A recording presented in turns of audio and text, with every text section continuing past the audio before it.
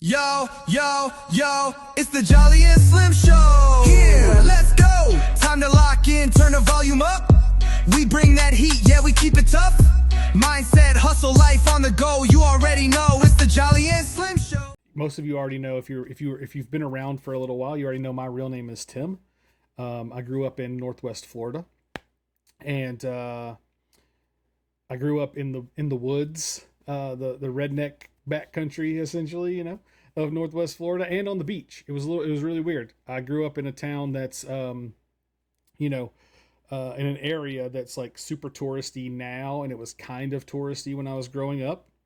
So it's kind of a rich area, and then right next to that is like hunting, fishing. There's like two very different dichotomies of people within a 10-mile span of each other. So that's kind of cool. I grew up and it's called Santa Rosa Beach, Florida.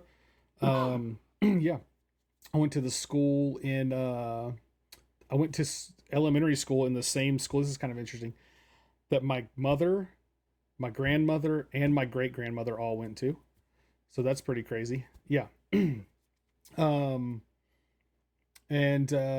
Yeah, just played a little bit of sports growing up, baseball mostly. Collected cards, all that fun stuff. We'll definitely get into that kind of stuff at some point. Collected baseball cards. Don't really collect too much baseball cards now. More into football cards as an adult, but definitely collected baseball cards as a kid, and basketball because Michael Jordan. Had to collect those Bulls cards, those Fleer 91 cards. Yeah. Let's see. Tried to go to college a couple times out of high school. 3-time college dropout. I'm sure you don't hear that from a lot of people. I'm a 3-time college dropout. I started out going to college while I was in high school for architecture. I grew up on construction sites, building all the houses for the rich people. My dad hung dry. Well, my dad did a lot of things, but what I remember the most was that he was a drywall hanger and finisher, because that's what I did with him the most. He actually was a general contractor for a while and different stuff like that too. But through my teenage years, he was we hung drywall. So I grew up doing that. I tell people a lot that I have, like, my DNA is on so many houses inside of this area, in our area or whatever. It's just crazy. So I was always into art, creative, doing stuff like that, drawing the pages of my comic books, redrawing them on paper and stuff. And so I decided that combining the knowledge that I had from the construction world and the creative drawing side of things kind of just led me to architecture, right? It just kind of made sense.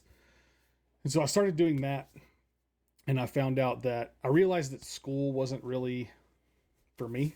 I knew that already, but it was like, I graduated in 2000, and it's just what you did. There were no other options. It was graduate from high school, go to college. There was no other option.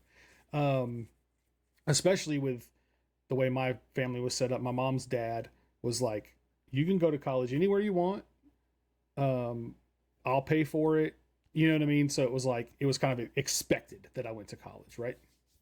So I started going to school for that, and I was working in restaurants and stuff at the time, at night, working with my dad during the day. And so I shifted gears and was like, you know what? I want to go to school for culinary arts. So I dropped out of architecture school, started going to culinary school at a different college, because they didn't have the culinary at the college I was going to.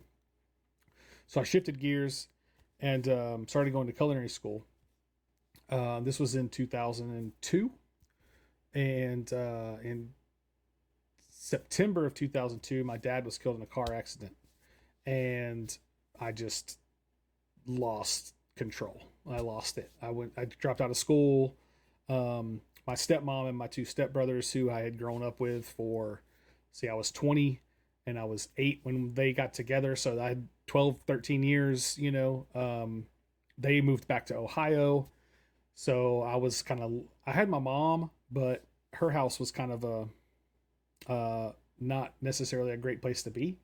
So I kind of was thrown into, I mean, I was 20 years old, but I was also kind of thrown into adulthood, right? Mhm. At that age. Because I was still living at home. I was going to school. I was doing all this stuff. I mean, essentially nothing changed from me going to high school into going into college. You know, I still was at home at my dad's. You know, all that different stuff. So, and that was kind of the plan was as long as I was in school, I could stay. You know, I could stay at home. And so when he passed, and they moved, and I was like, okay, like now what do I do? You know, um, so I got into all the bad stuff that people get into. Um, and anyway, that's a story for another episode. But um, yeah, so bounced around through kitchens, and I actually ran a bar for a little while that I was kind of leasing from some people. I called it owning it because I technically did, but legally didn't. Their name was still on all the legal paperwork, but I leased it from them. And that was an interesting time. I lost a bunch of money, Yeah. as you can in the restaurant and bar industry. Lost a bunch of money real fast. Um, that was about 2010, so I was not even 30 yet. Golly, that's crazy to think about that I was like not even 30 yet. Um, when I was doing that, um, I met this family that had moved to our area from St. Louis and started dating their daughter. And Billy, the husband of the family, he had, when they moved down here, he had bought some screen printing equipment. And so I kind of went to work with him on every now and again, like helping him out and stuff. And eventually went to work with him full time, printing T-shirts and stuff. And I still do that to this day. So not with him anymore, but even after we stopped dating, I stayed friends with the family. I still worked for them, all that kind of cool stuff. But anyway, um, back in 2019, right before the world ended, um, I started my business that I have now, or some form of my business that I have now. I quit my real job and started Fresh Prince of South Walton. It was called Fresh Prince of South Walton in September of 2019, and um, and then the world ended. And just a few short months later, and I was like, "This sucks. What am I gonna do now?" Like, I quit my job. Nobody's hiring. Um, I put, you know, I didn't really have any money necessarily to survive on, but businesses weren't open, so they weren't buying shirts, and I had Yeah. just invested all of my time into this idea that I was going to print shirts for the rest of my life. So I was like, I don't know what's going to happen now. Thankfully, my landlord gave me a couple of breaks on the rent through that period of time because I mean there was just no way I was going to be able to pay it. And I think some landlords were good about that, some were not through that time. But also, thankfully, praise the Lord, I live in the great state of Florida, where we didn't stay shut down for any amount of time at all. I mean, as soon as they realized that they didn't need to be closed anymore, they started opening stuff back up, and people went back to work. And as soon as they did, it was like a fire hose. Like business just started coming in. It was great, um, and did that from 2019 until June of last year, 2024. I merged with another local company from the town next to mine called Emerald Prints, and we merged together to form Emerald Prints and Graphics. And that's where we're at pretty much today. We're still doing that, and yeah,